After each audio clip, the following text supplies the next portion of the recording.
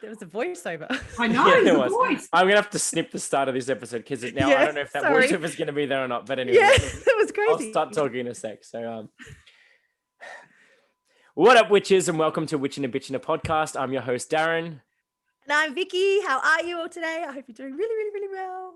Sorry, I can't help it. I have to say it. Yeah, I know. It's really, really well. Like, it's always up there. I know. So for those up there. avid listeners who have been with us for the long haul, you will know that quite a few episodes ago, actually, we had the pleasure of interviewing the lovely Stacey Demarco. And as promised, we have brought Stacey back again. And this is going to be a Witchin and Bitchin first because we have not one, but two guests because joining her, we have Miranda as well.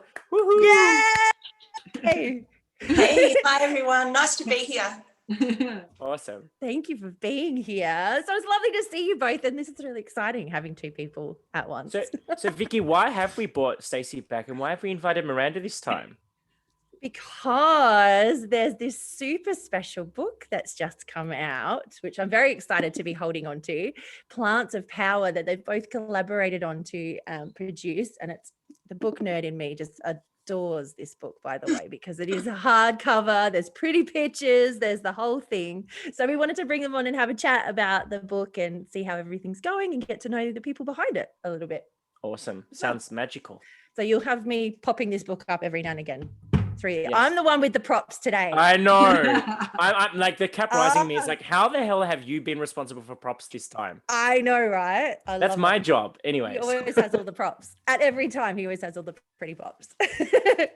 So I thought we'd start off, I think we'll start off the same way we always do, even though we know, with Miranda, because we haven't had you on before. We've spoken to Stacey last time, so she's had this question before. So we always start our podcast with this particular question, and it's just because we want to have everybody to kind of have an idea that it can be as unlimited as possible, that there's no one way to be it. And so we wanted to just ask you, what is your definition of a modern witch? Well, my definition of a modern witch is Stacey Demarco, to be honest. But if you're asking how I define myself in that paradigm, I don't actually identify as a witch. I identify as definitely a magic maker, and nature is definitely my temple. Oh, beautiful. And I'm definitely pagan. But no, I don't identify as a witch, but obviously my best friend in the whole wide world is one. So I'm very lucky. Yeah. Well, that's good, because it's really interesting to find out how different people identify, because we often get really hooked up with labels and things like that, and having people in specific boxes and things like that. So it's really good to hear that you might not necessarily identify as that, but there's all these other aspects to it that's very similar. Absolutely. So I just wondering, can you tell us a little bit about your background, Miranda? Because I know you'll have this big relationship with the natural world and what we were speaking about off camera as well. So my background is actually I come from a corporate background. Yeah. So I hit the ground running at 18, in business suits and high heels, and I had this real drive for success. And I was successful in the corporate world, but my definition of success kind of began to turn on its head about 20 years in. So I was involved in a protest against a fast food restaurant that was trying to move into our Dandenong Ranges. And I remember that. Yeah, you would remember. It was a protest. And at the time I was working corporate hours, and there was a protest that had been set up on the site where this store was going to be built. And the protest action was to build a garden on the site. And so I decided I was going to go to this protest, which was a little bit out of character for me. I knew instinctively that I didn't want a fast food chain in the Dandenong Ranges. And so I went along to this garden protest, and there were 1,000 people that gathered there on the day. Everybody took a plant and the whole site was turned into a garden in the matter of hours. So local nurseries came along with mulch, and the community just gathered, and there was shovels and rakes. And to be honest, a lot of the time I was just in tears about the community gathering and really saying that they didn't want a fast food restaurant in the region. So I was pretty inspired. I was really inspired. And I guess I didn't really understand what I was protesting against. I knew that instinctively I didn't want a fast food restaurant in my region, but it became part of a far bigger picture for me. And I was to I met my permaculture teacher on the front line of that protest. Oh, wow. Yeah. So she encouraged me to study permaculture of a night time. So I enrolled and I began to study. And I guess protesting against something that is such a large corporate model while studying permaculture at the same time, I realised that I was part of the corporate machine myself.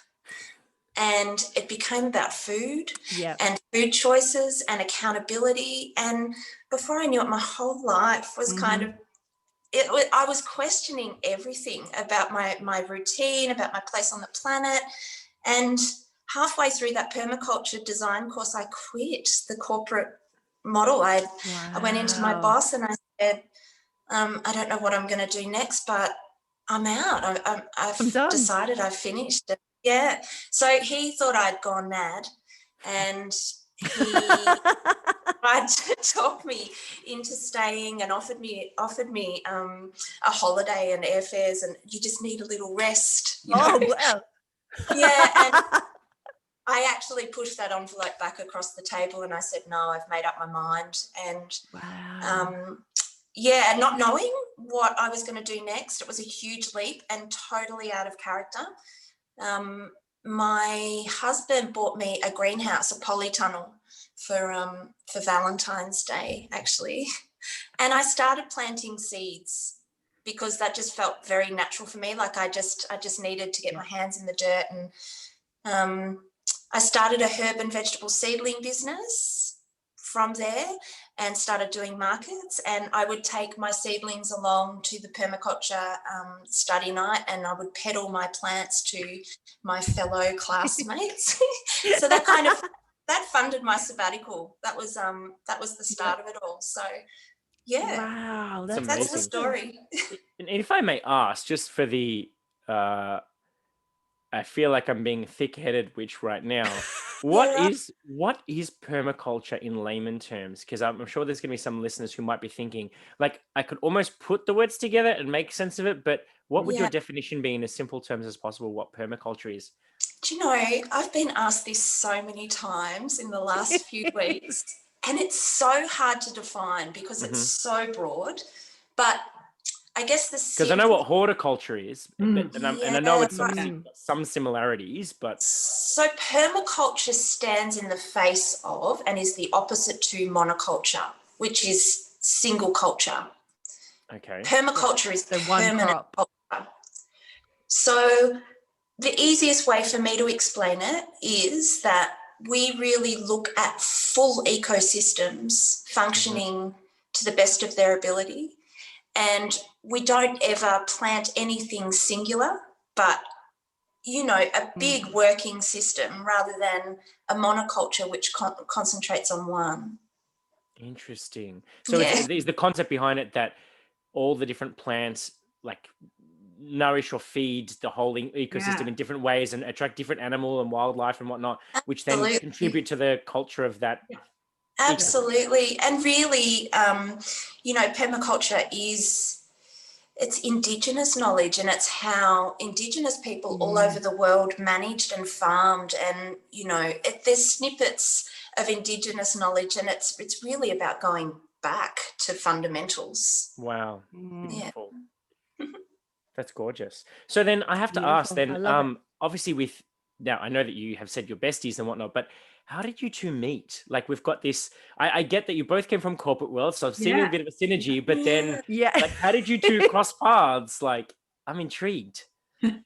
Shall I answer this one? Yeah, you answer it. Yep. Okay. So I was a big fan of Stacey Demarco, and And still am, because No, now Good she's got answer. to know me. She's not such a fan anymore. I am. You know I am. I'm only joking. So I think it was through activism really that we become quite close friends on social media. And I couldn't believe it actually when we first started conversing properly on the phone. You know, I was like, oh, wow, this amazing Stacey, you know. And I think it was an online love affair. And then we decided that we were going to meet, because I think we just got each other instinctively. And I, on a whim, hopped on a plane and got off the plane in Sydney, and we spent the weekend together, and realised that we were actually really aligned, and decided to work together. And we, you know, from there we did workshops and hung out, and there's barely a day that passes that we don't touch base on the phone or whatever it is. We're proper besties. Yeah. That's gorgeous. That's absolutely gorgeous. And is that what kind of, I guess, was that the seed, not to use horticulture references, was that the See, I seed love the metaphor. that then grew into what we call today plants of power? Did it all start from there? Or I've often said, and I've been asked this a lot, but I think the book is an extension of our friendship. Yeah. We both very avid gardeners, clearly, and there's always seeds going between us in the post. Sometimes even That's how it started, really. Was it? Yeah. Seed swapping. I love it. Yeah, because I've got a garden that is really different than Miranda's garden. Okay, so when you start learning about you know, planting and, you know, doing all that thing, you think, oh, I'll just put this plant here and it'll be fine because it grows in Miranda's garden, right? And then you realize the whole ecosystem of Miranda's garden is completely different. The environment, the weather, the wind, the you know, the makeup of the soil. And then you realize, oh, that thing died.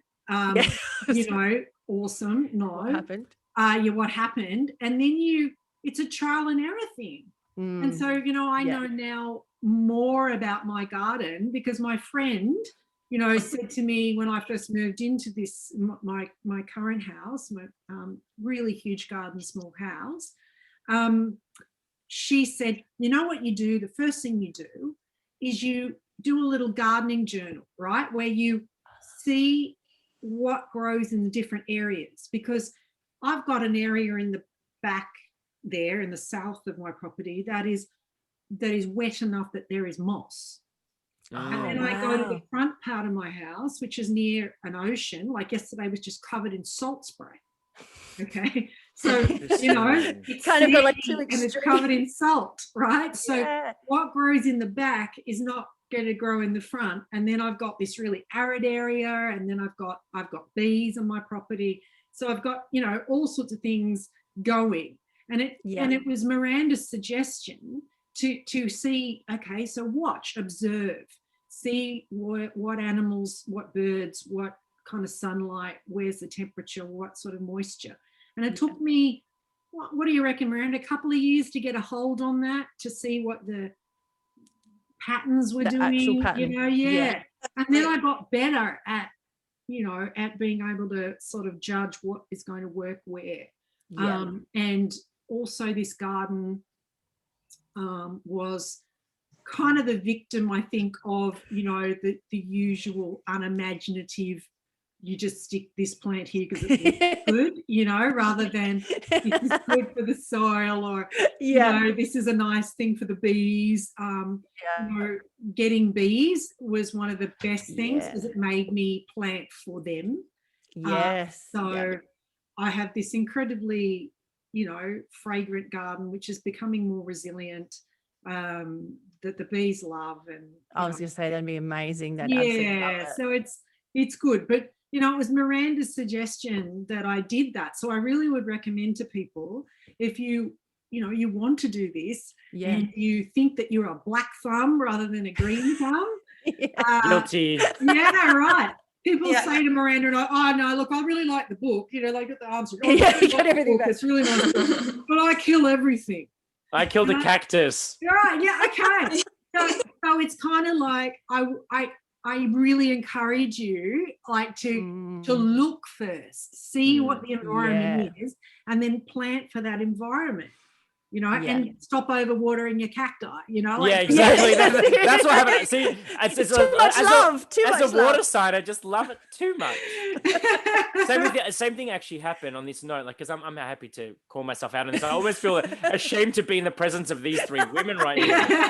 All of you are green thumbs, like hardcore green thumbs, but like even my peace lilies, it took me a while to learn. When people said, "Oh, you have to talk to your plants," and I'm like, literally, I'd sit in there having conversation. I realized when they say talk to your plants, it doesn't mean have a conversation with them, because they're not going to talk back. It means to connect with them and be in their presence, and they will tell you when they want something. Just by observation, my peace lilies, they start to ever so slightly bow their leaves, and I know it's time to water them. Because I know if I give them too much water, they go and then I have to wait for them to like come back up again. So like I've learned to see the signs. So this is great. And you can have an amazing garden. Like I've only had like a property of my own for the last, I don't know, 7-8 years or something like that. And previously, like a lot of people, I was in apartments or I was in rental properties, and I would be growing all my herbs and stuff in pots. Right? So I got really good at doing things in pots because, you know, I had there's nothing else. I didn't have anything I could put in the ground, you know, and I wasn't going to leave my really good you know, herbs in someone's garden, even though I would often do that anyway, plant. But, you know, some landlords are not, you know, open to you putting something in the ground. So, you know, the pots had to be it. So when people say to me, "Oh, I've got no room," and I go, "Hang on a minute, if you've got room for pots, you can do this," you know. And this is why, you know, when we were choosing the plants, we tried to have a wide range of easy through to rare and difficult, and also ones that you could grow pretty much anywhere. That's it. And that's what I love about the book as well, is that it brings all of those aspects together. Like often you'll get a book that's just about all, I guess, the magical principles of it, or another one that's the medicinal, another one, then you have to go to gardening books to try to find out how to actually plant them and grow them and help them to grow. But in this book, you've got all the aspects to everything, as well as beautiful pictures. I think the other thing that's really special about the way that the book is laid out is that it's laid out seasonally, which is something that Stacey and I were really passionate about, because so often these books come out and they put the plants in alphabetical order. And I always think nature doesn't organise herself alphabetically. She doesn't like, sorry, you can't go there. You're not the next in the alphabet. And you know, if you are starting your garden now, then you can go into sort of autumn or winter section and get the plants and start off strong, you know, not you know, go and get your summer basil, put it in the ground. That's it. Go, why is it dead? It's not working. Died, you know, like, so you know, this, and also for us, it's this idea of the cycles and the wheel of the year and the lunar cycles, and, you know, plugging into all of that. You don't have to be a witch. You don't have to be pagan, but you just plug into the natural cycles and it makes your gardening better. Well, I often find there's a lot of synergy though between magic folk and herbalists or people that are into plants, because the two tend to go hand in hand. They're both honor the same cycles. They're both honor the same wheel of the year, just for different purposes. And there's nothing wrong with, you know, a witch dabbling into the horticulture world, and there's nothing wrong with a plant person going, "Oh, what's this witchcraft stuff about?" Like it's a perfect confluence, because we speak a very similar language just for different purposes. So during my studies, I actually put my toe into the water with biodynamics a little bit. Yeah, that's total alchemy. Like that is burying cow horns on Kawada. I was going to say, the antlers and stuff. When I first started digging in the ground in the property I'm in now, like, you know, I started, you know, digging up garden beds and replacing plants and stuff.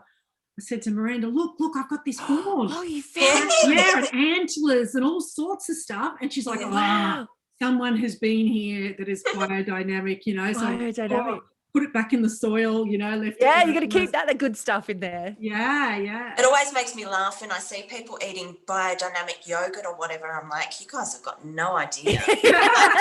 Where it actually came from. Okay, I also feel like the dumb witch in this group again. By what? Miranda, you don't want to tell him? Tell him what Surely you've had biodynamic yogurt, have you? I think so. Now I'm scared as to what it is. Yeah, right. Yeah.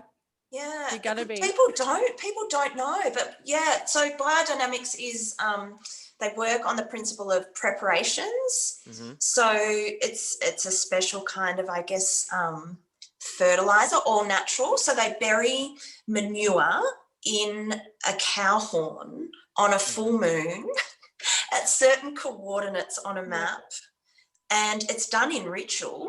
Yeah. And then It after is, isn't it? It's so completely many moons, it's dug up, and then it's put into a big copper vat, so it's suspended, and you sit with the vat between your legs and you meditate while you turn the water and the poo that's been buried in the horn.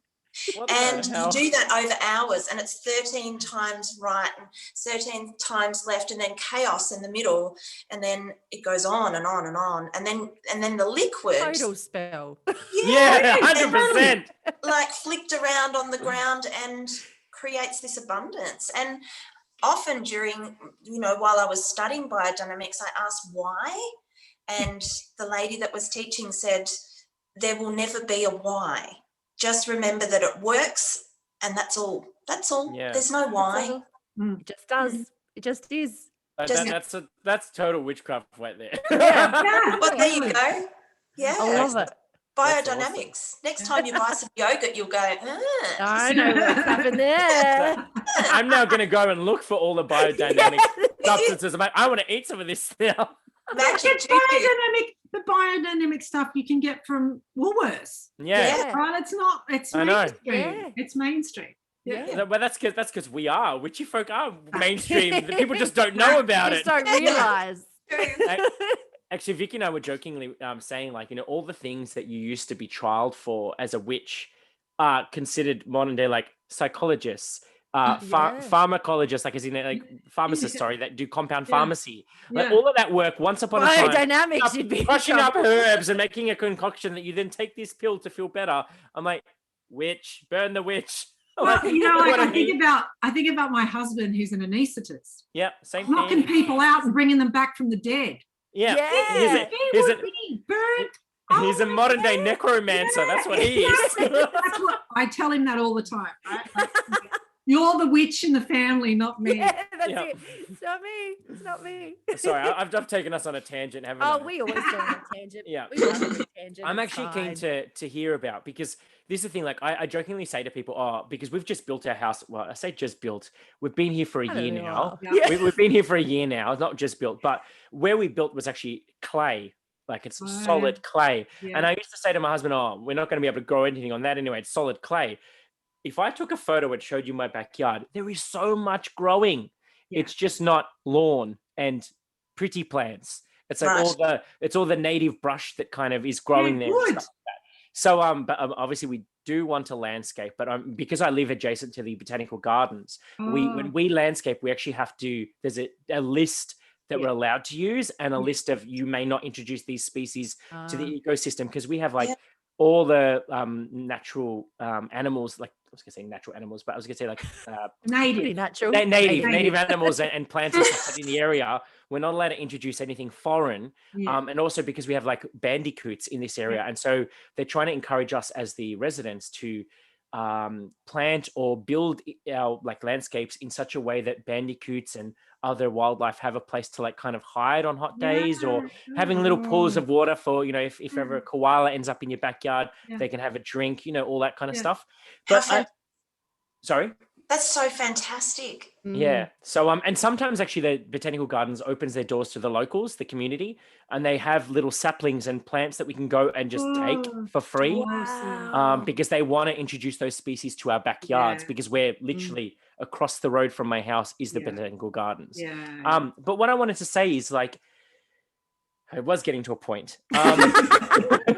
What I wanted to say is, like, because for someone who wouldn't consider themselves a green thumb, it's very easy for us to dismiss the area that we're plotted on for our house, and to think we have to like totally ransack the whole thing, rip everything out, or do all this stuff to introduce new fertilized soil and stuff like that, get rid of all the clay, and get rid of all the natural plant life that's there.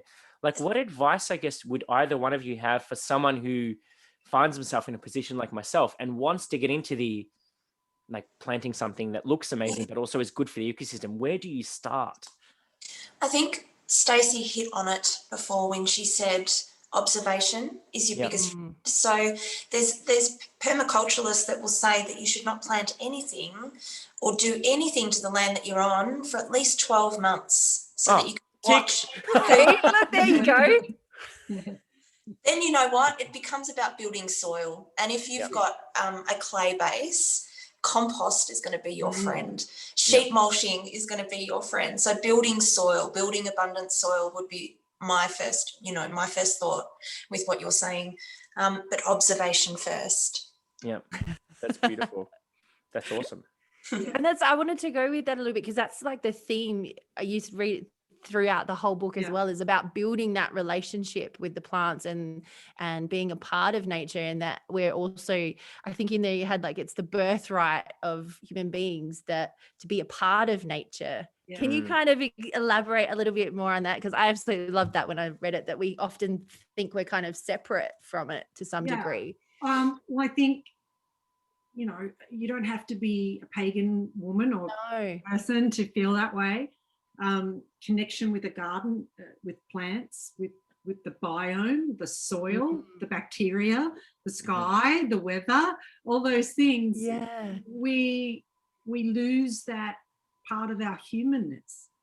Like, we are human animals. We're not any better than any other animal. In fact, if we didn't have bees or we didn't have worms, we would all probably die, So, that's it. We're not that important in the scheme of things, Really. So, to me, it's about re-establishing a connection, a deep connection of reciprocity, of not just taking all the time, but giving in a circular fashion, right? And part of that is this respect and working with your garden and soil and all that sort of thing. Not being wasteful with food, not like Miranda talked about, this all started with her with the fast food thing, right? Well, I can't think of anything more disconnected than having that kind of fast food that is produced in a monoculture, that is the animals are the way that they're farmed and slaughtered, those sort of things. This is not what being a human being is, in my opinion. Right? So how do we do this? People get very overwhelmed, and Miranda and I, like at the beginning of doing this project, we kind of went, we're going to sort of do this in a really different way. Like you said, this book is set up a very different way. It's beautiful. We wanted to get this through to people, that by small actions, by putting your hands in the dirt, by composting is the easiest thing in the world, but like we have had more questions from mainstream media about composting than anything else. I said to Miranda, God, maybe we need to write a book just about composting. Just on composting. Because I've got my composting and it rots, or I've got rats in my composting, or I don't know what to put in my composting. And it's like, wow, like it is, to me, it's the easiest thing in the world. I've got like 4 great big bins going all at once, and there's only 2 of us, right? So it's really easy. And I've noticed something like, Darren was talking about his soil. I've got basically, Miranda can tell you about the soil in the front of one part of my garden is basically sand, because I'm on a cliff near the ocean, right? So it's sand. So building layers of soil has now enabled me to grow vegetables. Wow. When I first started, I couldn't, there was not enough nourishment in the soil. Right. So when I need something really rich, I've got sort of above ground, like sort of very basic sort of above ground bin type things where I filled that up with soil and compost. And then I've planted things like carrots and stuff that would never be able to go down my sandy, rocky soil. Yeah. So, you can grow anything you really want.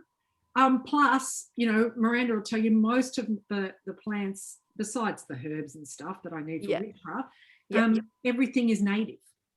So one other thing you can do is go to the Aboriginal, First Nations people in your area and say, hey, what are the plants that were here before? What is the best thing that I could be growing here? Which is why we got, a First Nations woman to write the acacia section in the book, because we kind of went, we're two blonde, Australians. Like, I loved that was included. I would rather have a First Nations woman talk about this. So we've got Sonia Marie to write all about acacia. So everyone has traditional owners in their area. So I would suggest you find them, and you say, hey, what grows here?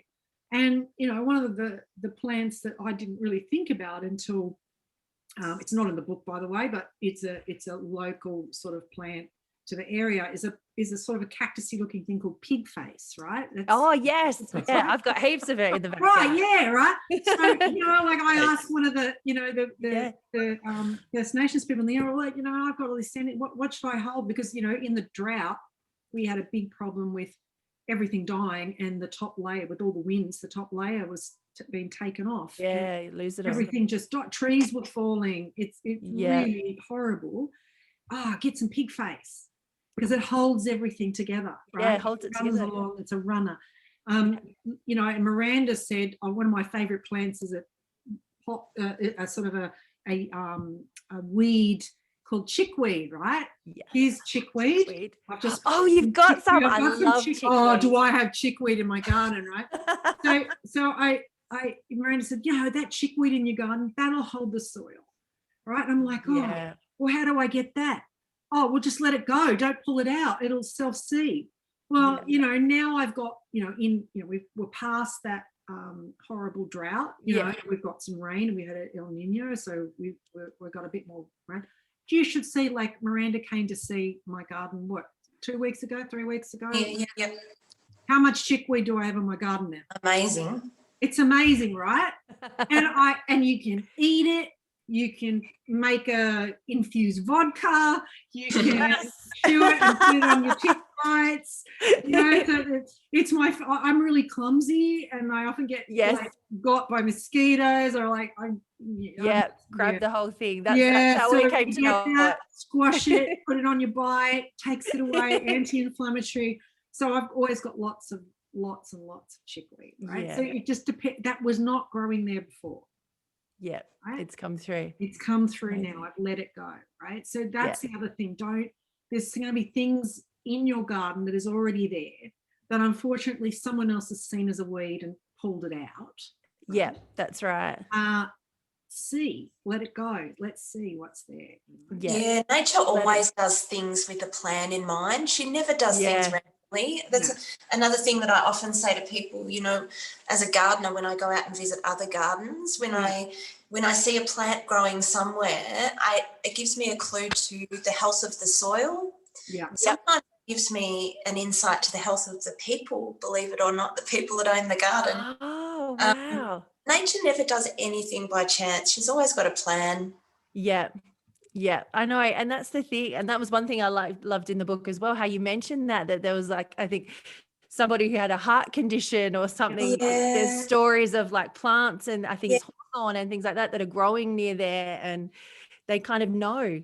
I had my first experience. My son had this really horrible bronchial infection, and it was when I was working full-time.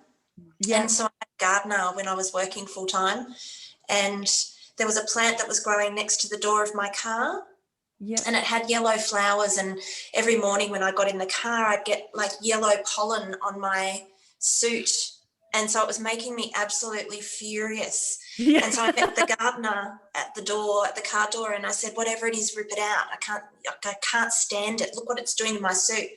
And he said to me, oh, it's mullein. It's a bronchial herb. Oh, wow. And it was flowering at the pinnacle of my son's illness. And I remember saying to the gardener as I was driving out, I don't care, pull it out. I said, pull it out. Wow. And I got halfway down the freeway that morning and the pennies kind of started to drop. And I was like, it's been tapping me on the shoulder. I wonder. Like, I'm here. Literally, yeah, I'm here. I'm here. So I'm definitely, when I walk into a garden for a first time, I look at what we call the pathway plants. Yeah. Because they're the most often the ones that we need, that are trying to tell us something. I'm going to be looking now. I'm going to be looking now what's on my pathway. Oh, it's beautiful. It's the dead set truth. And sometimes they're plants that you just go, oh, I didn't plant that. Like, how did it get there? You know, it could be a bird just dropped it, or you pulled it on your clothes, and you know, or whatever. But we had a recent one was all these very sort of tall, stringy, kind of, you know, very green looking spiky plants started coming up, and we worked out it was a fleabane, right? And fleabane, like, this is a famous plant, you know, but a weed, you know, inverted commas, weed. Yep. And one of the traditional uses of the fleabane is a boundary plant, right? So it's a protective plant, which is exactly where it was growing, near gateways. What it's doing. You know, like how incredible, right? But also it was a repellent for snakes, right? Oh. And I was like, oh yeah, okay, we do get snakes here. That's really good. And then as soon as we identified it, we have brush turkeys. I've got a very famous brush turkey in the area, like the big Tom brush turkey. Wow. Yeah. His name's Barry, and he's been there for many times, and he's got huge mound. Anyway, Barry and his girlfriend got a snake, and they were killing it. Right, so they were doing the right thing. They were like taking out these snakes, but all along where Barry and his girlfriend were killing the snake were the fleabanes, right? So, you know, how did the plant know? Like, that's it. It's really amazing. So, and I think a big part of it that we must understand that we share a vibration with nature. You know, and that was that really pivotal moment for me, that mullein growing next to my car. You know, I share a vibration with the soil that I walk on. Yeah, it's not by chance. Yeah.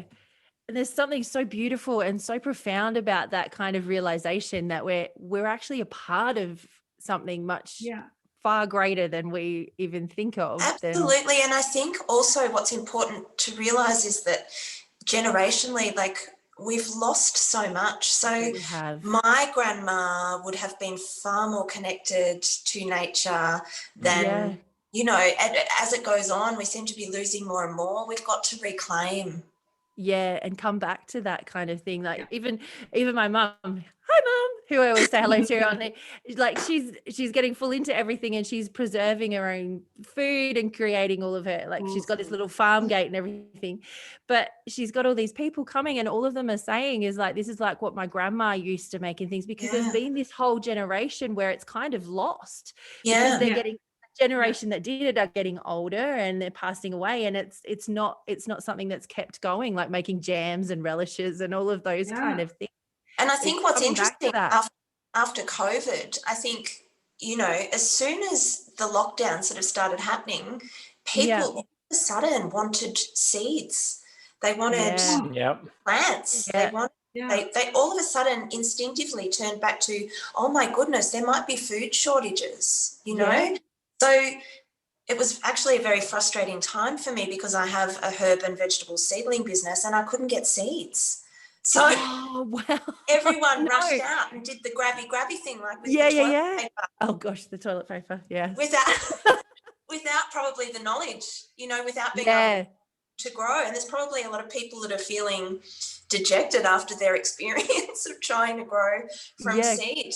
But that's also a big part of the book, you know, the cultivation notes, and really encouraging people to have a go, but with information that's going to support and help. That's right. And that's something I wanted to bring into as well is how did you pick which plants to put in there? Because I don't know about you guys, but for me, that would be kind of like picking my favorite child. Like, how did you come to like what got in there and what didn't? Because like you said, with the acacia and things, like there's a lot in there that's not always in some of the other books. Like it was wonderful to see it. So how did you kind of come to bring them all Miranda, in? do you want to answer first? Well, I think the first part of the answer is that we were firm that we wanted the plants to be things that we'd grown and that we'd had personal experience with. Yeah. So that we could be quite detailed with cultivation notes and you know, how-tos. So I think that was the first part of it. And I think the list went backwards and forwards a few times, didn't it, Stace? Yeah. Because somebody asked me the other day, why 66? And I was like, they were the 66 we wouldn't part with.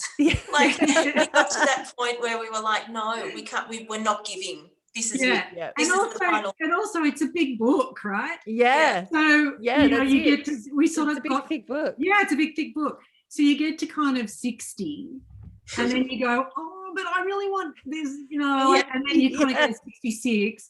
And it was sort of like a negotiation with the publishers as well, because they're just like, dude, this is going to be like a 3 kilo book if you guys don't stop, right? You know, so it's like, okay, all right, well, we'll settle on these 66 and, you know, hopefully maybe we get to do a volume 2. I don't know. But this was just, these are the plants that, like Miranda said, that were, you know, broken up by seasons as well. Yeah. That we knew intimately. That, and also, you know, there were a couple of plants that Miranda really loved and a couple of plants that I really loved. And, you know, that I thought were important. They're in there for balance, or Miranda's like, oh, you know, most people would really like to grow this. This is a good one, you know. So it was sort of between us, this sort of list. I mean, we could have done double that, right? But you've got to whittle it down, you know, it's hard. So I have to ask, which is your ride or die plant? The one that this is the non-negotiable. This one's in there. I do not care. I want each of you to answer that question. Miranda, what's your ride or die plant? Well, look, there was a few, wasn't there? Because are we allowed to say that the person that edited for us was quite a traditional kind of gardener? Yeah. And so there was a lot of back and forth about what's considered a weed in a garden, and so there was a lot of pushback. One of the plants that Stacey and I really dug our heels in about was willow. Yeah. Willow is considered a noxious weed. Well, you know, really? I didn't realise that. Yeah, right. So I love willows. But willows are gorgeous. They are. And it's a Wiccan plant, and it's all of it, you know, you and I all of us ticks all the boxes. Yeah. So believe it or not, that was one that Stacey and I actually really put our heels in over, and we were like, no, you know, that absolutely needs to be showcased in the book. It's where we get aspirin from. Yeah, I mean, that's right. Yeah. It's also modern medicine uses it as well.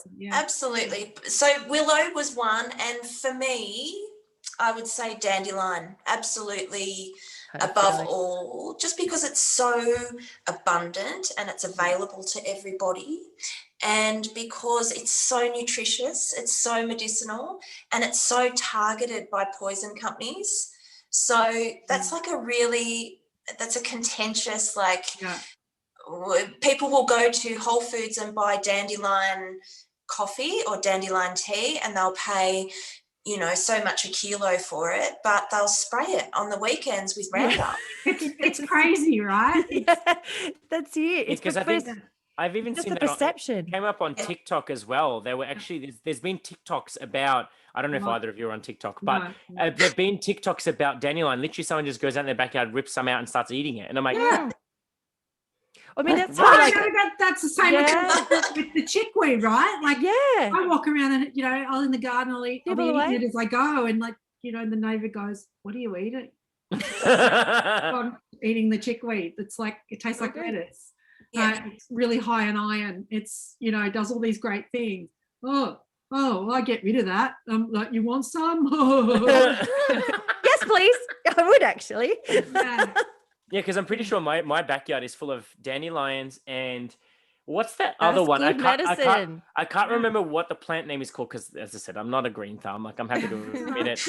But it's the one that they kind of have these tall shoots, and they have this that it looks like dandelion on the top, where it has these kind of like floral bits, but it's not like the little ball thing. And they pollinate by flying into the air and landing somewhere else. Oh, is it more like a Thistle. thistle? Yeah, I think it might be a thistle. Yeah, because it's like when you look at it, everyone thinks it's a weed, and I'm like, well, they are, but they're also plants. Yes. Yeah. That's So right. thistle seeds are really, really good for your liver. Yeah. Oh wow, really? Milk Yeah. thistle, yeah. Might be telling you something, Darren. I was about to say that. Like, hang on. I have had a few benders of late. So I need less of the gin, more of the elderflower. Yeah. More Exactly. syrup. See, as a permaculture gardener, if I was to walk in there, I'd raise my eyebrow. Like, I know what you've been doing. All tea, all shade here. That's it. I Now, I love it. know both of you have some beautiful show and tells for us. Yeah, Miranda, as you well, gotta go which first. I'm Yours is really excited pretty. about. You've got flowers. You've got some I've got flowers. flowers. Yeah. Yeah. So Oh, see? I've got evil-looking plants. So. I love it. we are quite a good collaboration. I've got all the Yeah. I was softly gonna say. ones. Yeah. Yeah. So I thought I'd pick some white sage flowers here. Oh, Beautiful. See? A little bit, See? yeah, that's Yeah, it. yeah. So the It's white so sage here tiny. Yeah. generally flowers for winter solstice, which is really unusual. Like, it's a desert plant. Yeah. I've done probably a 7-year apprenticeship with Salvia apiana, which is the white sage.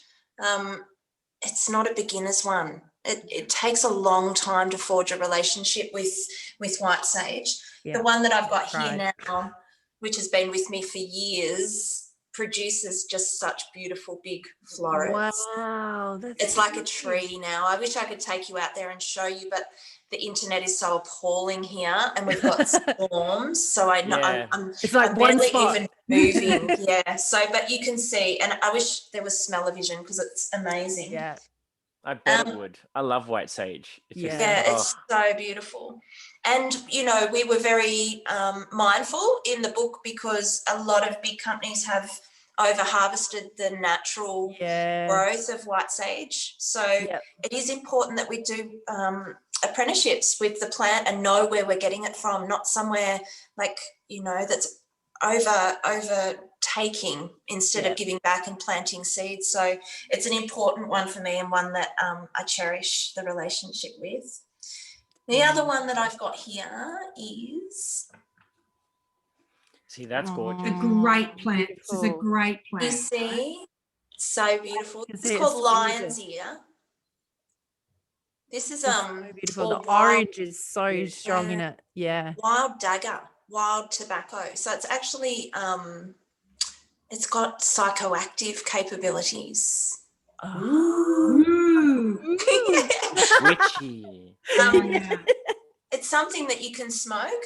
We didn't suggest smoking it in the book. We suggested putting it in a foot bath and just having kind of like that really soft, just a few leaves and a few blooms in a foot bath is a really nice way, and it's just relaxing, you know, but stunning. And I don't know whether I mentioned before, but of course I did. Dandenong Ranges at the moment, we're a chaos of colour. So it's full autumn here. Yeah.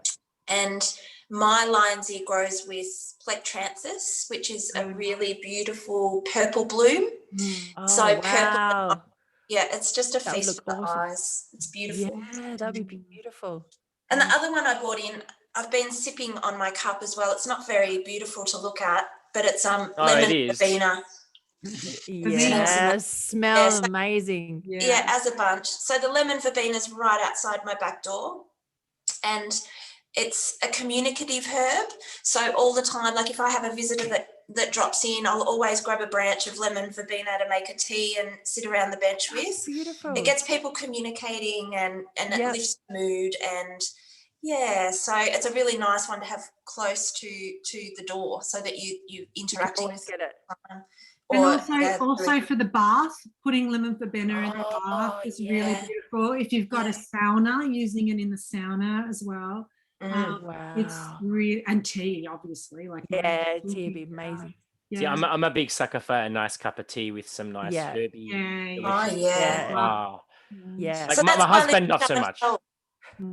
That's beautiful. It's beautiful. Well, I've got an unusual one that you could put in your tea, but you'd need to put it with a verbena or something like that because it's a little bit bitter. But it's an ancient herb for like everything. Yeah. Yeah. So, but you often got to combine herbs in. They don't always taste. They don't always taste good. So you might have all the good stuff, the properties. Yeah, but they're bitter. Sometimes often the really good ones are bitter. Yeah. You know, because they're tonics of some kind. Yeah. So, you know, often, you know, like this plant I'm going to show you is an agrimony or agrimony. So, depending on what side of the tracks you're from. Yeah. Right? The good side. This is it here. Oh, I love it. All right. So it's kind of like a really unusual looking plant. It is. Yeah. Well, it's looking good. And it's got how like you they're kind of furry, aren't they? Furry. Kind of, it's soft and furry.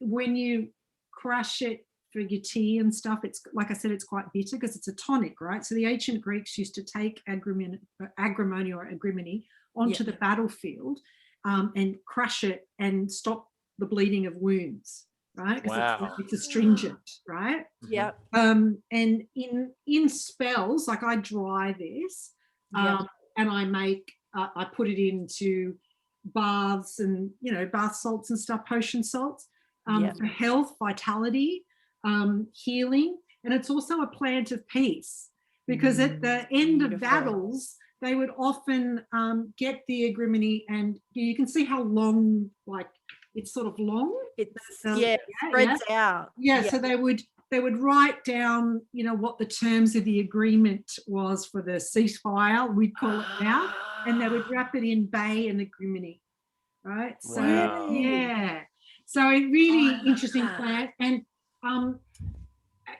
like I thought, you know, Miranda says this beautiful thing before about having a kind of an apprenticeship with the plant. Yeah, that's beautiful. Right, so that you try multiple times.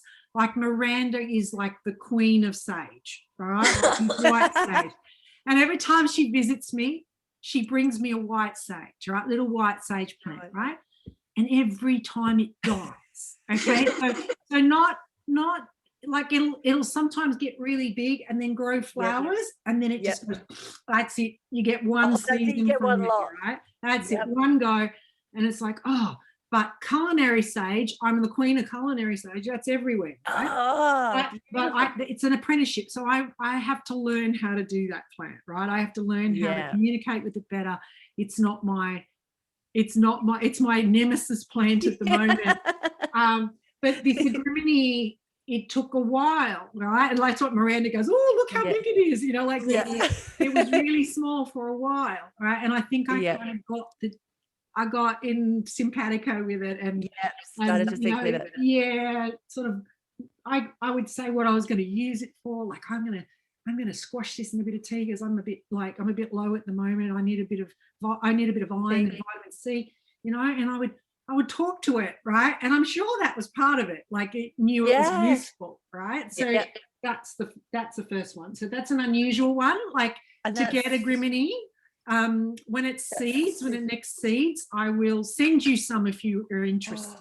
Yes, please. That's hilarious. I put these up here, like just straight, and that's agrimony. Yeah, there you go, right? So fantastic, right? Awesome. So it's an awesome plant. And in magic, you can use it for anything like that, like the peace, banishing negative energy. I was about to say it's a good protection. It's a great banishing, really. And I mix it, you know, like when you're doing a window wash for each of your seasons, you know. That's beautiful. Like I do it with a bit of salt, vinegar, and agrimony, right? And it does the job, right? Now, this is special, right? I've not shown this before. I'm excited. I know. Very excited. So, this doesn't look like much. So when I show you, you're going to go, great. It's awesome. This is a plant that Miranda knows I have had a long apprenticeship with. And I'm super excited now that this is incredibly slow growing. Okay, so very slow growing, very sensitive plant. witches, like this is like witches dream. The plant. But I've got one in the garden and I've got one inside. But I keep it up on a really high shelf because it's very poisonous, and I've got cats and dogs, so I don't want them chewing on it. This is a mandrake, an autumn mandrake, right? So just see it. Look. Right, so like there it is. There it is, the little one. So it's growing. I've now got two. I've got two, which means I was going to say, it looks like there's two. Yeah. So it means that it's one, but it's getting bigger underneath there. So when I talk about mandrake to people, they often go, "Oh, like in Harry Potter." When they pull it out. Pull it out. Yeah. Pull it out and show you because we'd all die. Yeah. So don't do that. Yeah, we don't do that. We don't have screaming mandrakes. But the thing about mandrakes is, of course, it's one of the most famous witches plants, Yeah. And you make what is considered mandragora, right? A mandragora is a little charm that is from the root of the mandrake, right? Yeah. And you know, you could call them poppets if you like, but the correct term for those is mandragora. You carve them into whatever you like. It's considered Alexander the Great was, you know, in the historians, Alexander the Great had a mandragora. Joan of Arc had a mandragora charm, and they're considered like the best good luck charms you could ever have, right? They're also a fertility charm, and they're a border plant, so they're highly protective. So witches used to plant, you know, for their own protection all around the borders, right?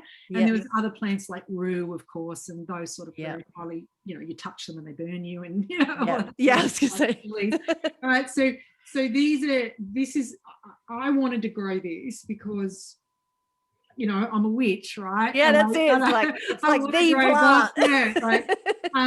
But you got to be super careful because they are, you know, you cut your finger and you know, and you're carving something. Well, you know, you chances are going to go in sick. Yeah. So, you know, you must use gloves. You know, like I said, this is up very high. Yeah. I'm very careful with it. The garden, where it is in the garden, is a very quiet area. It has other plants around it protecting it, like borage and those sorts of plants. So no one's ever going to go there. But you know, this is a cold plant, a plant that really likes the moisture in the cold, right? So it's hard to grow. Yeah, I was going to say that's why I can never grow anywhere. Yeah, it's really hard. So I've got. So you need to come to Melbourne. I presume Miranda would do really well with this plant in her garden. But you know, we haven't quite got there yet because I haven't got one big enough to separate yet. So once I do, I'd love to see what it does in Miranda's garden. But you know, that was one of the other plants we had kind of a fight over that we put in the book. Yeah, because you know, it's poisonous. And you know, we know that there are more popular poison plants than this one.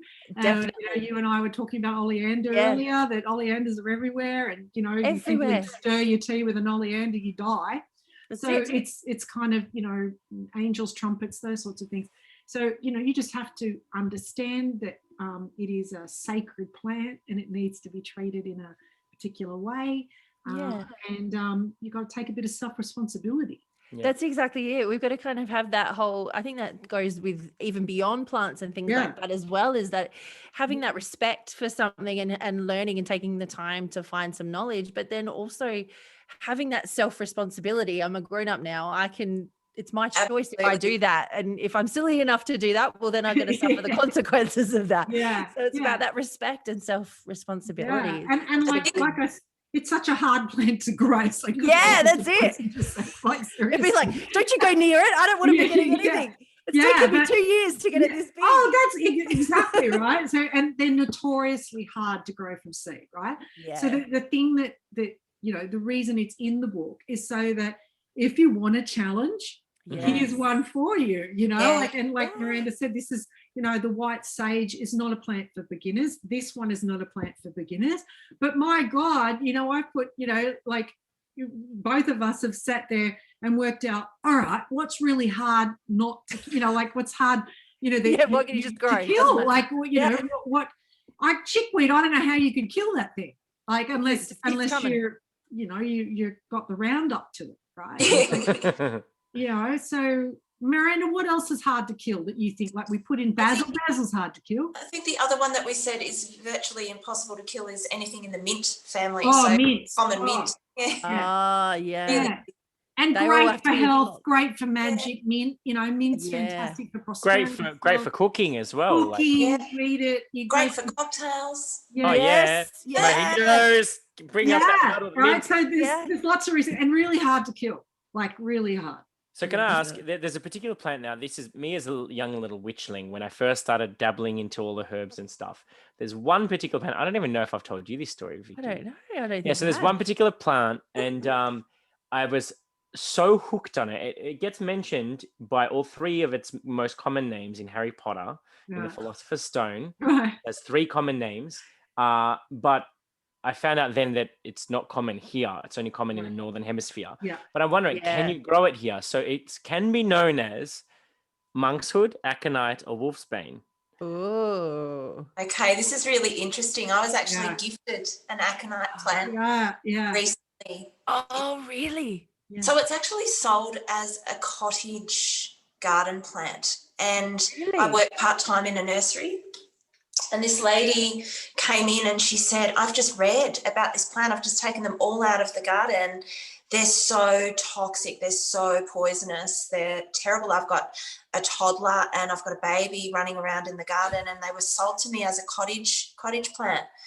And so it was very beautiful, but the leaves were really like stop right there kind of leaves. It was very communicative. Yeah. And so I took one of the plants and I put it in the front seat of the car, and I drove from the nursery to the bus stop to pick up my children. And by the time I'd got to the bus stop, I was nauseated. My lips had gone numb. I was seeing dots in my eyes. I was dizzy. And I thought, this is the first time I've ever been in the company of a plant and got the very clear message that we can't all be friends. Yes. Wow. It means business. Absolutely business. Because that was one of those plants that actually where my pen name. I thought if I ever write a book, it's going to be under the name of Micah Wolfbane. That's Wolfbane is awesome. Yeah. Yeah. So but then when I found out how poisonous it was, I was like, oh shit, I'm not going to be able to find this anywhere. Yeah. Bane of you can. You know, like it's going to take down a wolf. You know. Yeah, that's right. Look at it. Yeah. Wow. I was just intrigued to see if that one was in the book by any chance. No. I think we would have had to fight really hard. Yeah, I was going to say, fight to get that one in. Yeah. But that's the other thing that you've got in there as well with each plant is also like a recipe or different ways that you guys use them. There's potions and bath salts, but then there's also like chai, dandelion chai, and all sorts of things, which is a really lovely thing to pop in there to get everybody using the plants in different ways. If you've come in it from perhaps one perspective, like a magical perspective, or if you've come from a more medicinal perspective, there's lots of things to go with it. I think that there's not actually that much difference. And I talk about this a lot in our teach, that when we're cooking or when we're preparing or doing anything in the kitchen, we're doing something quite magical. We actually, we're creating something nutritious for our family. I always do something really, it's probably a little bit quirky, but I always stir things anti-clockwise. I love it. I don't like to cook on autopilot. Yeah, that's it. I consider it like, when you stir your tea in the morning and you do it clockwise, it's kind of autopilot.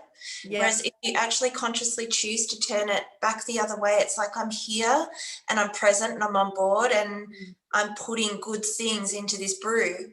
So I don't think there's much difference coming at it from a culinary point of view or a magic point of view. I think it glides. Sorry, I was just doing this little hand action because I'm thinking, which way do I stir?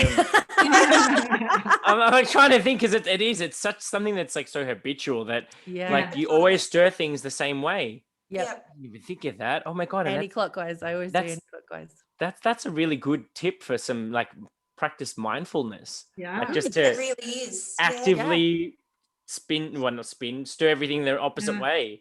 Yeah, I think it was the biodynamics that did it to me. And I've gone full circle. So I guess I'm intrigued then. So I know you mentioned it as a bit of a tongue-in-cheek before. Do you think that there will be a part 2? Or is there another? Well, I mean, I don't know if you're allowed to say. We have to be really quiet. Look, I'm not sure it'll be exactly a part 2, but we've got some ideas, you know, to do some things which, you know, we obviously have to pitch them to our publisher, which is always you do.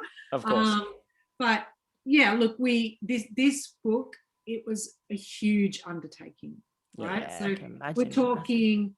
There's a lot of information, you know, like, and we had COVID and things were like sort of held up, and then you know we everyone was handling COVID okay, and so things came back, and you know, like so it was really big. And the design aspect, you know, you can see how it's designed, it's really beautiful, so detailed. And you know, Miranda and I took a lot of the photos in there, and Miranda's daughter Adana. And so, you know, you have to wait for those plants, you know, like. Yeah, I was going to say, because you've got them all in like, flower and everything. Yeah. So, you know, it was a huge undertaking, undertaking. So I think the answer is yes, we'd love to, and we love working together. It was a joy. But you know, it's big. You know, any book on plants and how to use them and all that is going to be, you know, if we do it justice, it's going to be a big book. What do you think, Miranda? I mean, it's there.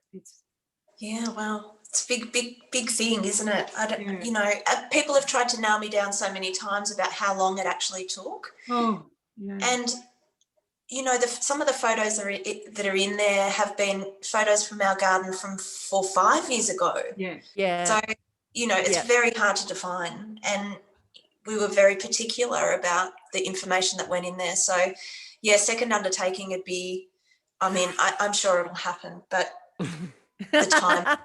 we got to take a breath.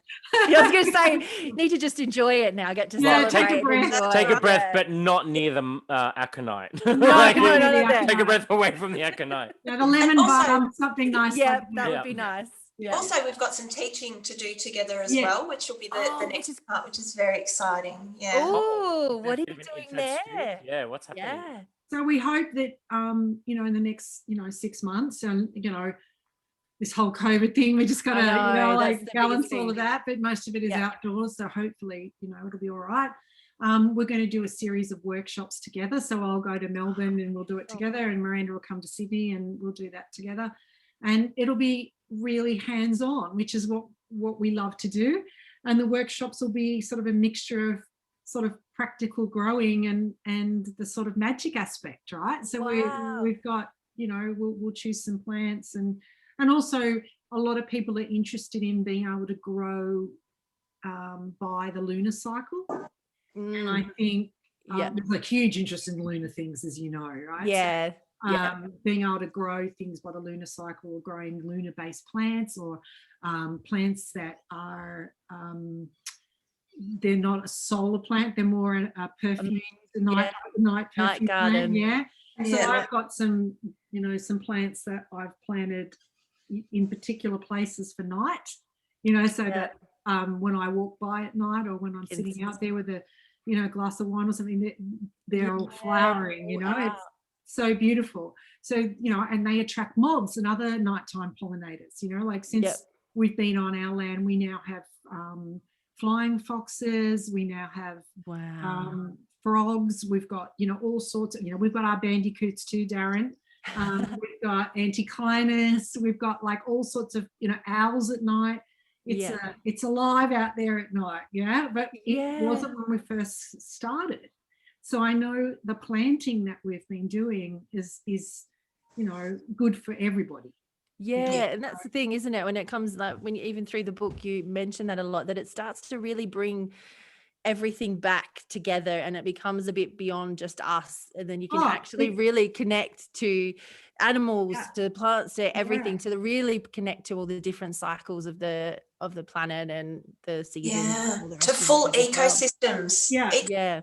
Huge, you know, once, even if it's just a pot that you're regularly visiting on a porch, you instantly become more connected with what's going on, and it has a ripple effect. Definitely. Yeah. And that magical, if you're using it for, say, a magical purpose or medicinal or whatever, it's sort of as if it's boosted a little bit more. Oh, totally. Because you've grown it yourself. It's got that whole extra. It's your relationship, right? Yeah. So you know what this plant will do, right? Yeah. Because you've seen it grow from nothing. Yeah. Right? Which is an act of magic. Yeah. Okay. Like this tiny little seed that you might put in the ground. That's straight an into act. something. Yes. It's an act of transformation. It's an act of faith. You know, I'm putting this seed in, and one day it's going to be a big plant like that. Yeah. That is. Or one day I'm going to kill it because I overwater it. I'm going to love it too much. Hopefully not. I'm going to start with, Miranda and I'll start sending you seeds and stuff, both. That'd be great. I would love it. That'd be awesome. Oh God, Like, the last person to give me a seed. If there's one thing this episode has taught me, it's that I am downgrading myself to like witchling of a witchling status when it comes to plant knowledge. I'm like, I'm a black thumb. I've killed a cactus. I overlove my plants. I didn't even know that there's a such thing as a night garden. Yeah. Wow. Yeah. Like, I don't know if you guys noticed. So I went a little bit quiet for a while because I'm like, I seriously am out of my depth in this. I want to ask an intellectual question, but I have no idea what we're talking about. Vicky's like our resident herbologist. Like, keep me getting all excited. I'm like, yes. and she's just like question after question after question after question. I will apologize though. I don't know if you all noticed. It was actually technical difficulties on mine. Did you guys notice I disappeared and came back? I did. I just kept going. You kept talking. I'm hoping it kept recording because I'm gonna blame the fact that we're recording this on the night of the eclipse, and we know that eclipses always cause chaos. Vicky knows the chaos that I've been dealing with today alone. And also we're about to have Mercury retrograde starting tomorrow, so I think Mercury's just getting in there early with me. But you know, this is coming in this hemisphere for those who are but we're in the southern hemisphere. We're coming into this, you know, what I call this, like, oh my God, this is the excuse the French, but the shitty time for a lot of people between Samhain and the winter solstice. You know, if you're not someone who is used to sort of, it's okay to go within, it's okay to look at the shadow, it's okay to quietly be quiet and pay attention to what's going on. You know, people play up, right? Like, and it can be a difficult time. So, you know, this is the time where you see people fighting over car spaces, people yelling at retail people, you know, like this can be a really tough time for folks, right? So, you know, with this eclipse and everything else happening, please just be kind to each other. Put your hands in the dirt. You know, just don't play out there. That's right. Go buy a good book and sit and read while it's raining. Be quiet. You just have to keep rubbing it in. You've all got this amazing book. For the first time I have FOMO. I know. I have the props today. I love it. But see, isn't that the perfect time to go put your hands in the dirt, go barefoot on the ground right now when you need to. Grounding is needed more than ever, especially if this eclipse is what they keep saying it is going to be about. Like, like the energy behind this particular one. Like, like all these witchlings on TikTok. I'm not coming for any of you, but just when they sit there, and they say, "Oh, I'm going to do magic on the eclipse," because who cares about all the astrological correspondences and all the historical witch, like, you know, doctrine that says not to. I'm going to do it because I know better, because I'm in modern society. And I'm just like, this is the time where all I do on an eclipse like this at this time of the year is I meditate and I go within, and that's it. I mean, I don't see what's wrong with seeing it like, you know, me. You know, I've got the big science bent, right? Go out and just watch it. Like, you don't need see the phenomenal, how amazing it is. I've got a telescope. I'm going to sit there on top of my hill. I'm going to go out there with my husband. We're going to sit there with, you know, a little picnic, and we're going to watch it right through the scope. Like, you know, if anyone was going to do great big magic tonight, you'd think, you know, like you're saying, Darren, it'd be all these experienced witches. Most experienced witches, and I'm not going to speak for people, but I'll just speak, you know, for the people I know. Everyone's just going to connect in with the magic of what is of what's happening, Earth and and the moon, right? Like, we don't have to do it. You don't have to do the things all the time. No. Like you can just That's stop right. and enjoy nature. Yes. It's true. Yes. Yeah. Enjoy the beauty. But you have all inspired me now. So when I have that conversation with a husband about doing the landscaping, Yes. I'm going to say to him, well, now that we've spent a year of watching it, Yes. Observation. See, you've already done that Observation. first part. now we can make Yeah. educated decisions. You'll be like, you what? I'm like, you need to listen to this episode of the podcast. See, That's this is right. just validated that me doing nothing was actually doing a lot of things. That's right. Seeing what's happening in the soil. Yeah. But I might have to send you a message before I do anything, Miranda. If you're up for it, I might send you a message and say, "Hey, so what should I do?" No. Send me some Start pictures. I love composting that. now. Darren, Yeah. you're not already composting. Oh. Start composting now. Okay. So See, I'm look at his face. He's I'm like, one of those people that's like, I don't even know how to compost. No, in the book tells you how to I was do gonna it, right? the book's Okay. got composting. And that's Okay. the beautiful thing is that it is really like that one-stop shop. It's got Yeah, everything in there. We've got composting, what to do if you've got a black thumb. Yeah. The I feel whole like thing. I feel like I've lost all credibility as a witch No. in this episode. I'm No. all about nature, all about the observing the seasons. Fail miserably when it comes to It's We all have our okay. strong suits. Look, we can't be good at everything. That's it. Right? Like we just That's can't exactly be it. good at Want to everything. make a bet? I'm Cap Rising. Yeah, he wants to be good at it. No, I was actually going to say, Stacey, if you ever, like, I'm sure, actually, I don't even know, Miranda, have you ever been to the Cranbourne Botanical Gardens?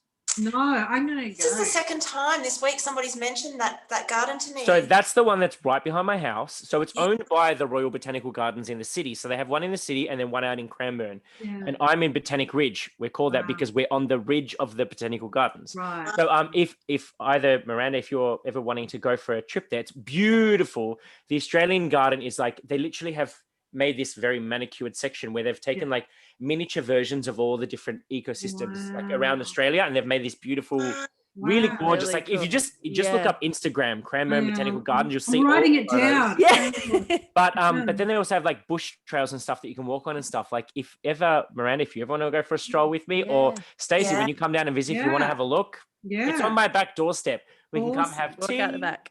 go for a walk. We can make Vicky jealous. I'm like, you've got a book, but Fine. I've got them in my house. Yeah, awesome. That sounds so great. I'm joking. Yeah. No, but Actually, Thank you really, for the really, invitation. really selfishly, when I do get Stacey down here, I just lock her away for the whole time. We get to spend Lock all the doors. so boom, boom, boom, boom. It's true. It's true. We're very selfish when we get together. We're like, oh, it's Oh, so but good to see. Miranda's garden is stunning, right? Where Miranda Yeah. is, and her garden is beautiful, and she's got like this wild area down the bottom, and she even gets like visited by real stags. Like, it's like, oh, it's so beautiful. Yeah, Yeah. it's beautiful. Yeah, Oh, We've yeah. actually got an albino stag that comes. yeah, That's yeah. on special. Oh my God, really? Yeah, resident albino stag. yeah. That's like the Patronus spell in real life. Yeah, it's like Yes. but she gets to show that off, and when she comes here, I've got a nesting pair of peregrine falcons that live Have you? right, yeah, and so that's This is what I get to show unfair. off. That's what I get to show off. Oh, So I was get gonna I say. get excited when one of my neighbors posts Have in our chicken. Facebook group saying, "Oh, look, there's an echidna in my front yard." oh, kittens are beautiful though. Yeah, but it's not in my yard; it's in their yard. But I No, get excited yes. when a neighbor gets to take say it. that. That's Although okay. we do have a gorgeous wetlands in our actual estate. Yeah. That's actually why we picked to live out here, because we wanted to be close to nature. We wanted to be far away from all the hoopla of Yeah. like Yeah. traffic and all that other crap. Yes, it takes me a long time to get anywhere, but I Yeah. don't care because I have the botanical gardens. I've got wetlands. Like we Yeah. literally, when I drive in of a nighttime, Vicky's been on the phone with me when I'm driving home, and I have to drive so slowly in my estate because we have these little bunnies that hop, and you just see their little Oh. white tails like hopping across the road. Oh. At nighttime, the bunnies come out. So we know to go Yeah. slowly over nighttime so you don't hit the bunnies. Yeah. We also get like there are some foxes and stuff like that, but then all the wetland birds, yeah. they like to Birds be are out at amazing. nighttime. I didn't even know that. Yeah. Until you live near wetlands, you don't realize that a lot of these birds are actually nocturnal. But I'm totally jealous about your falcon and your stags. Yeah, me too. I'm like, I've got chickens. I love chickens. Anyway, You see, I would like chickens. Miranda has incredible chickens and ducks, right? But I can't do it because of the peregrines. Oh, Yeah. of course. right? Because they come and I've got birds of prey everywhere, right? And they're not afraid. They'll They'll come on in. Yeah. No, you don't want that. Yeah. Well, I now have a list of things that I'm going to now need to work on. Starting one, composting. Yeah. Yep. Number Compost- one. So much Observing fun. two. Yes. Observation two. This has been one of the most eye-opening episodes ever for me. Aw, So thank I love you. that. Thank And I've been you. like a kid in a candy store. Sorry. yeah, you have. You're like, I want that one and I want that one. You are, not to throw another Harry Potter reference, but I'm going to. You are Ron Weasley sitting in the thing saying, no, actually, no, you're Harry Potter saying, can we just take the whole cart? I just Yeah, want The whole cart of all the chocolates and stuff. Like, That's me. You. Like, I want them all. Thank you so much for having us. I had such a good time last time, so I really appreciate your support and having us back. So thank you. Thank you so much for coming on. It's been Yes, thanks so much for having me too. It's been lovely chatting with you guys. Good. I'm so glad. See, we're not that scary. No, I wear a lot of black, but that's because I'm from Melbourne. I'm not actually scary. He wears a lot of black just because he wears a lot of black. No, it's been awesome. So you'll have to keep us posted about any upcoming new ventures, or whether it be them all on. and because as well, because I know Miranda, you do a lot of like little things around Melbourne, so I'd love to plug them for you as well to all my witchy friends. Yeah, for sure. Awesome. Keep it all on. Awesome. So, Plants of Power. So the best place that they can purchase the book, is there a specific place that you would recommend? You can get it in all bookstores. Bookstores. You can get it on Amazon. You can get it on themodernwitch.com. What about the nursery? Yeah, so I've currently got stocks at the Forest Edge Permaculture Nursery in Callista. Beautiful. So if you live in Melbourne, two birds with one stone, you can go up to the Dandenongs, enjoy the scenery, because I love it up there. Whenever, and Vicky knows this, whenever I'm having a day, I jump in the car and I say, I'm going to the Dandenongs, I'm going to be uncontactable. And I go up there and I love going through Callista, I go through Alinda, I go through, where else do I go to? I haven't gone blank. Alinda? I don't know. Callista? It sounds pretty. Sassafras, that's the one. Sassafras, yes. I'm like, I went blank all of a sudden. Yeah, because I always go up there and I always treat myself to Devonshire tea because they make the best jams up there. Absolutely. Like, it poo-poos all over anything you buy at Coles. I'm going to have to send you jam now as well. Oh, yes! Yes, I'm going to send you some It's going to be like this little care package. You have to wait till I do summer jams though. It's like they last you. This is the whole thing about preserving, right? Yeah. You do a jam and you save it for when you really need it, right? Yeah. So when I do the next lot of jams, I'll send them to you. Oh, amazing. Amazing. That's awesome. I love a good jam. Like what some of my friends, when they see, like, if they go to those cute little, like, because my friends go berry picking every year. So whenever they go to those berry picking, they always give me like fresh berries. Yeah. Last so much longer than the ones that you buy in the shop. Yeah. And they all, if they see like any like fresh made conserves, they know that I'm a sucker for jams. I literally top shelf of my fridge, all jams. Oh, jam. Wow. I love it. All right. Well, you're in. Okay. Done. Lovely. So thanks once again for joining us. Oh, and thank you. Really have enjoyed it. And we'll hopefully see you both again soon. Yes. See you soon. Bye, Ciao, ciao. See ya.